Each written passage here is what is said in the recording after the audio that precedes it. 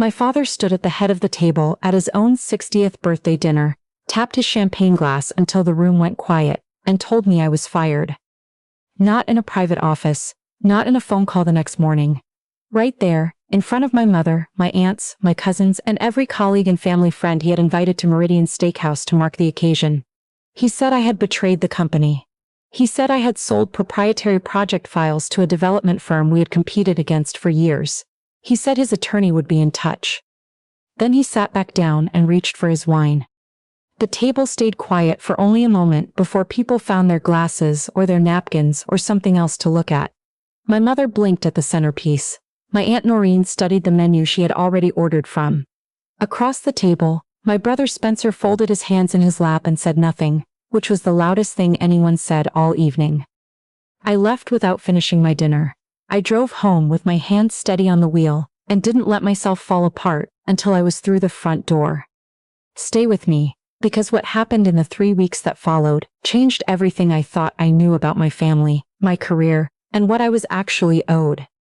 My name is Ren Ashby. I'm 32 years old, and I had spent the previous 7 years working inside my father's commercial real estate development company.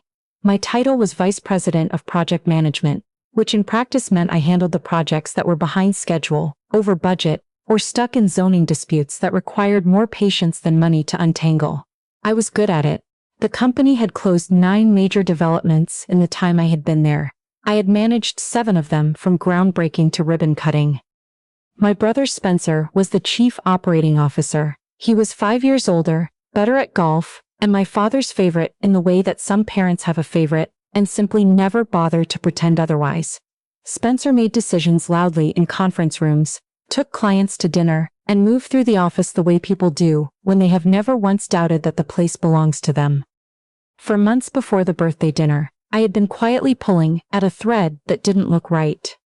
It started with a subcontractor invoice that cleared in under 48 hours for a project we hadn't officially kicked off yet.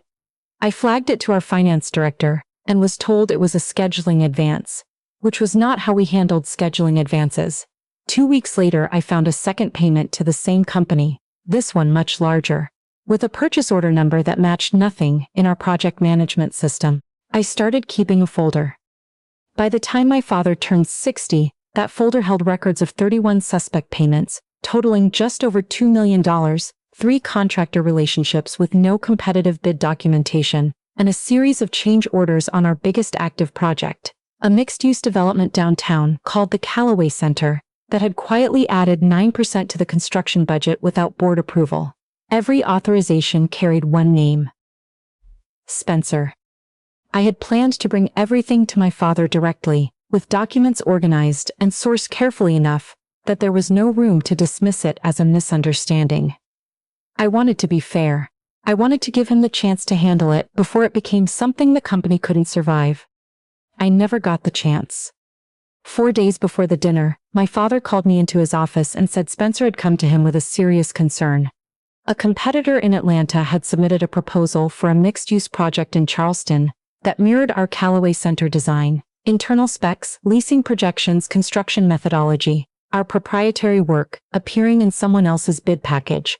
Spencer had told my father that I was the source. I told my father that was not true. I told him I could explain where those files might have gone, and that he needed to hear what I had found before he made any decisions. He told me to take the week off while he looked into it. He said we would talk after his birthday. He did not wait until after his birthday. 2 days after the dinner, I was still deciding what to do next, when a call came from a law firm I had never heard of. The attorney's name was Ellsworth, and he told me he represented the estate of Gideon Marsh, and that there was a matter requiring my attention. Gideon had died 8 months earlier, at 74. He had invested in Ashby Group in its early years, when my father was still doing small commercial builds and needed capital he didn't have. Over time his involvement had become quieter, but he had never fully stepped away. He used to take me to lunch twice a year, ask about whatever project I was running, and actually listen. I had thought of him as a friend. I had not known he had been watching more carefully than anyone realized. I drove to Ellsworth's office the following morning, and sat in a room full of paperwork and waited while he explained. Gideon had spent the last decade building a private investment trust separate from his stakes in Ashby Group. The trust held real estate assets, but it also held something I had not expected, a structured ownership clause connected to the Ashby Group operating agreement itself. Years earlier, when the company reorganized as a family LLC, Gideon had quietly negotiated a condition into the agreement as a term of his continued investment.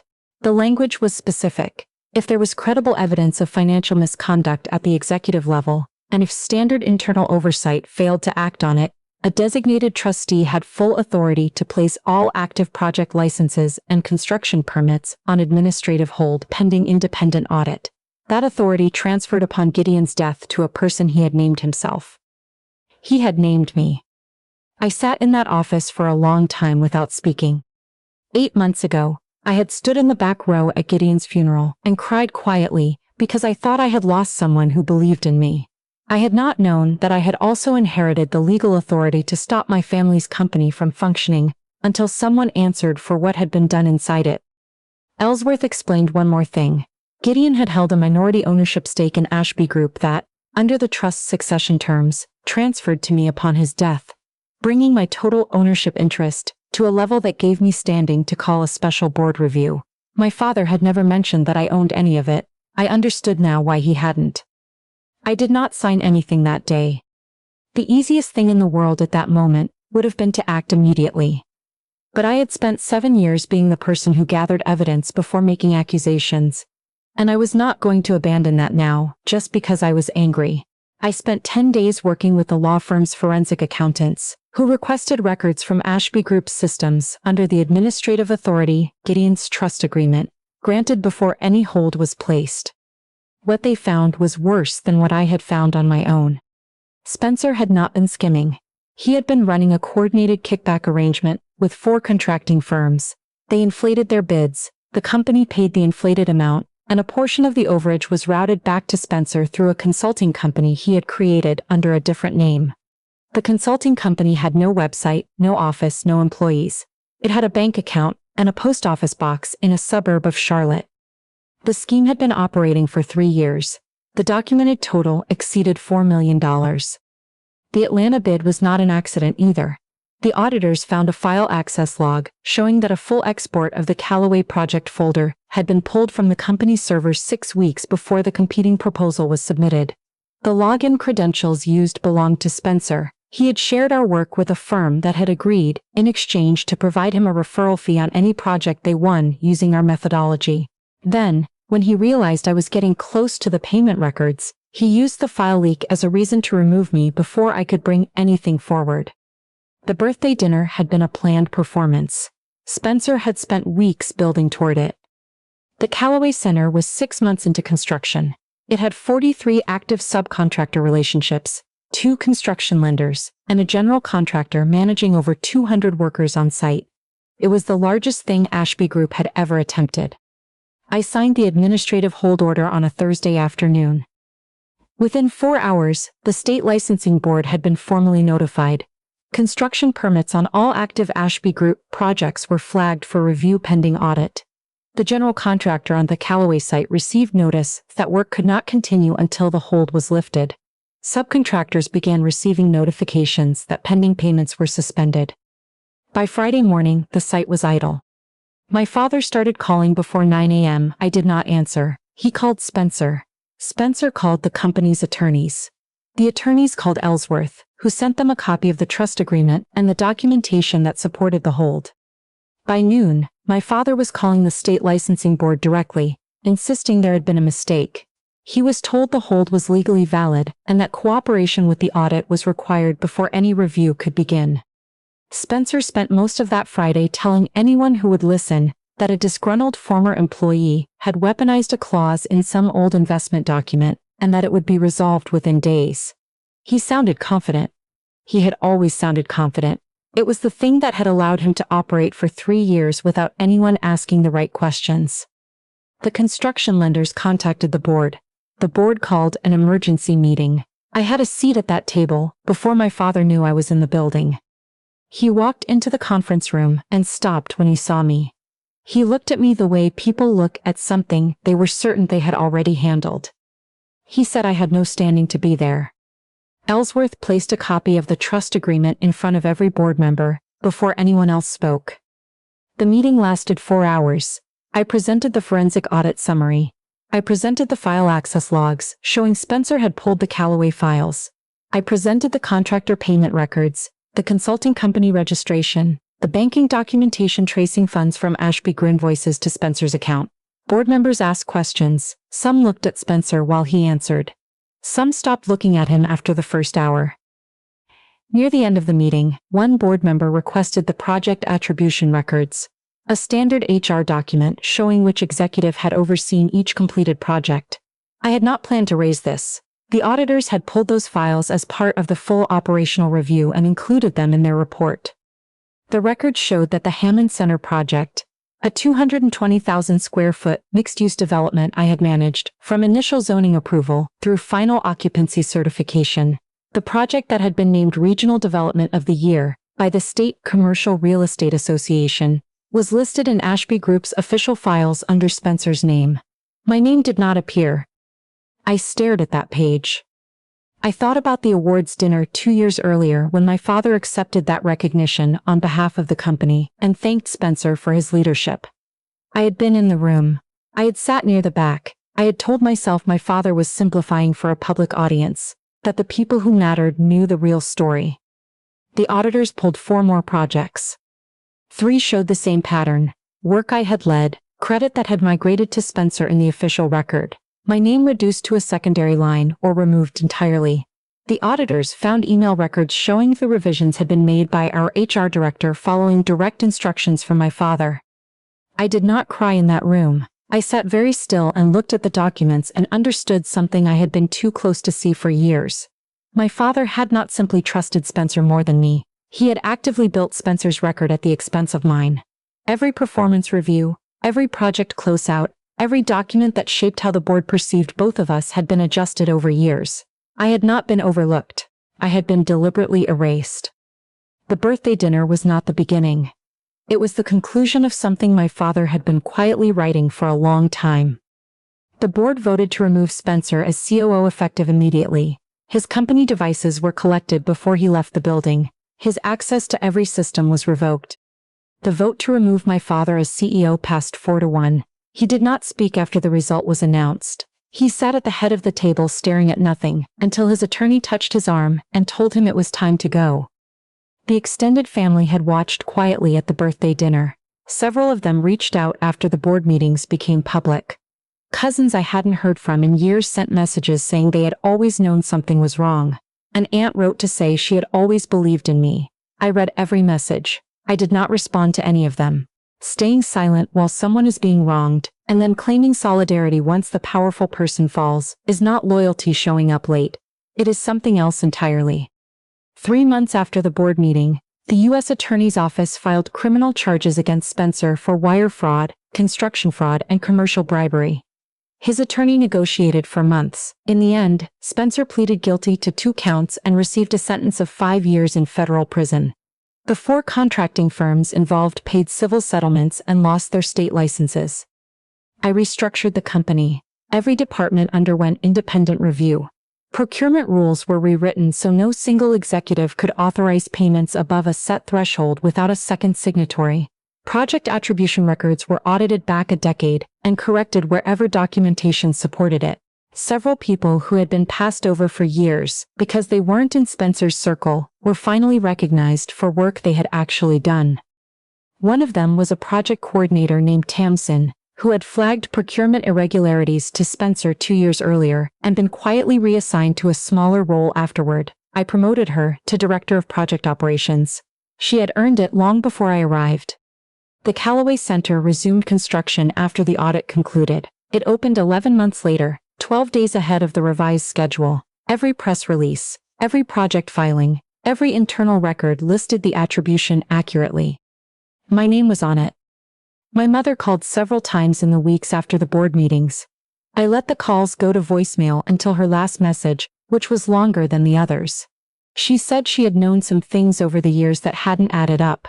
She said she had told herself it wasn't her place to get involved, that she hadn't wanted to create more conflict in an already difficult dynamic. I called her back. I told her that choosing not to speak when you know someone is being wronged is still a choice. I told her I understood the position she had been in.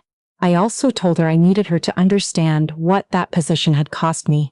That I had spent years doubting my own perception of things because the people who were supposed to know me best kept telling me, in one way or another, that I was seeing it wrong. That takes something from a person that is not easy to get back. We talked for a long time. It was not a conversation that repaired everything, but it was an honest one, which was more than I had expected it to be. My father came to my office on a Tuesday in November.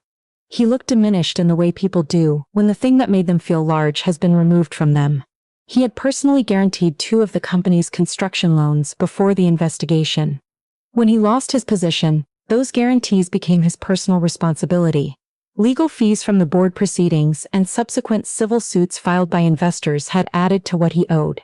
He sat across from my desk and said that regardless of what had happened between us, we were still family. He said family didn't let each other fall apart when things got hard. He said I was in a position now to help, and he was asking me to do that.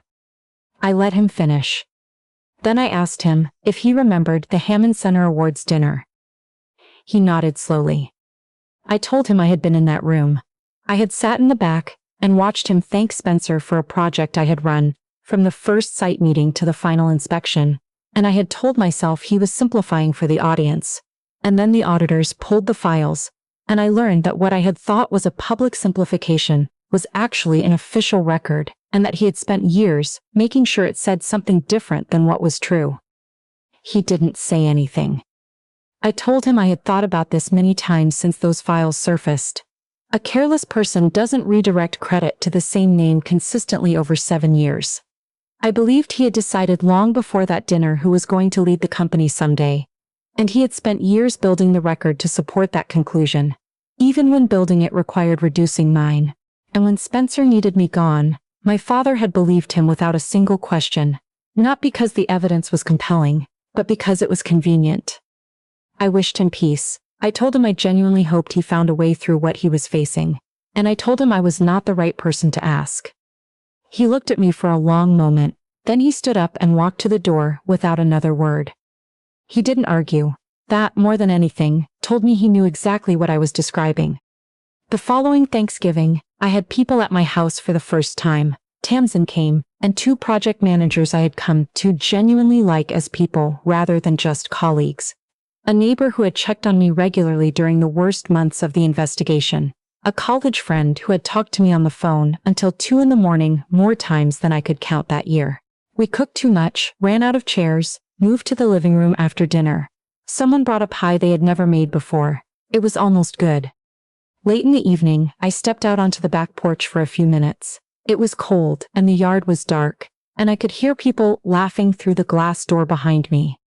I had gone to my father's birthday dinner as someone who still believed, somewhere in the back of her mind, that the people who were supposed to love her most probably did, even if they showed it badly. I had left that dinner with a different understanding, a harder one, but a truer one. Standing on that porch, listening to the sound of people I actually trusted, I understood something I hadn't been able to see when I was still inside all of it. The family I was born into had failed me in ways that took years to fully uncover. The life on the other side of that failure was mine in a way that nothing they could give or take had ever been. I went back inside. Someone handed me a glass of wine. The conversation kept going. For the first time in longer than I could remember, I wasn't performing belonging, I was just there. And for the first time in a long time, that was everything I needed. Sometimes the people who are supposed to protect you are the ones quietly building the walls around you. But they only have that power as long as you don't know the walls are there. Have you ever discovered that the people closest to you had been working against you the whole time? Share your story in the comments. I read every one. If this resonated with you, please subscribe and turn on notifications. Thank you for watching, and I'll see you in the next story.